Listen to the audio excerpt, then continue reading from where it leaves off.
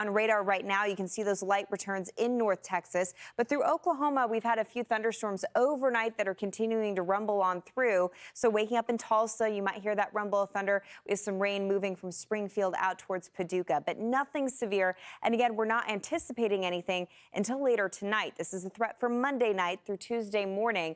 It's possible that we could see severe storms as far south as San Antonio, stretching up towards Oklahoma City and out towards the east through Pensacola and Mobile. But highlighted in maroon is the very likely spot where severe storms are anticipated. So Dallas, Texarkana, Shreveport, Jackson, and Alexandria, all of you, as you go to bed tonight, need to make sure that your notifications are turned on because we could have severe weather warnings in the overnight.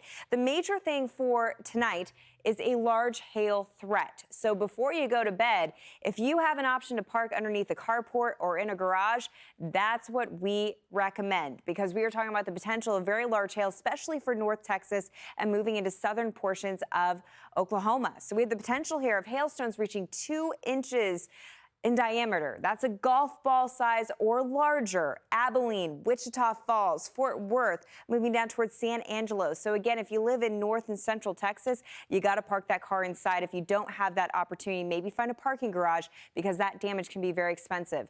Moving through FUTURETRACK here, lunchtime still very quiet. We're not really anticipating much with the exception of thunderstorms across Oklahoma. But look at 7 p.m. Those thunderstorms in Oklahoma, they really get aggressive. And this is when we're bridging into that territory where some of these storms could be severe, especially through North Texas. We're looking for supercells that will be developing, and supercells are discrete, independent thunderstorms. They tend to be the most destructive. They can produce isolated tornadoes, and they also can produce those very large hailstones. Midnight, it's rolling right through Dallas, also crossing into Louisiana and Arkansas. So early tomorrow morning, as Jason and I join you, we'll be discussing those severe storms in eastern Arkansas, northern portions of Louisiana, and even backing up into East Texas. It's going to be a really destructive start to our day tomorrow.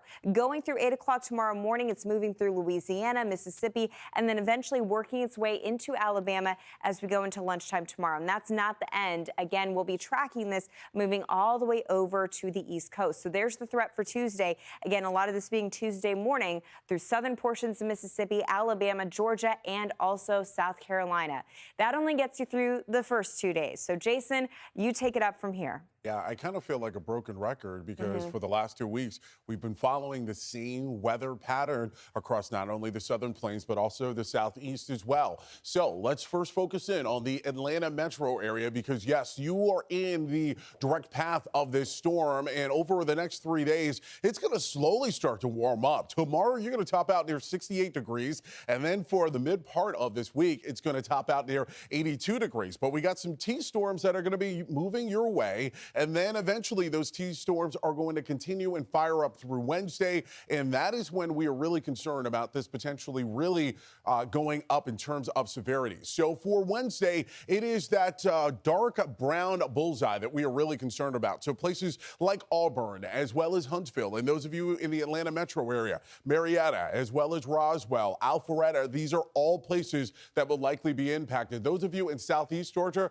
like places like Savannah, as well as Tifton, you will likely end up getting some strong storms moving through your area as well. So here we go as we put the Fox model into motion. This is 6 a.m. local time on Wednesday. We'll see some scattered rain showers popping up for places like Meridian and Starkville, also over in Auburn. Those of you in Mobile and Apalachicola will end up seeing some rain showers as well. But then we're going to see that strong cold front that's going to end up pushing through. And you see that line starting to develop there. This is 5 o'clock on Wednesday, and that line is going to end up seeing some pop-up thunderstorms. So yes, we could end up seeing some isolated supercells developing, and eventually this is going to slide into those of you in places like Charlotte, as well as Raleigh, North Carolina, Durham, North Carolina, and those of you east of there. And there you go. You see another storm that's likely going to be impacting across parts of Augusta, Georgia as well. Bottom line, if you are going to be heading to the southeast this week, you are definitely going to need not only the raincoat,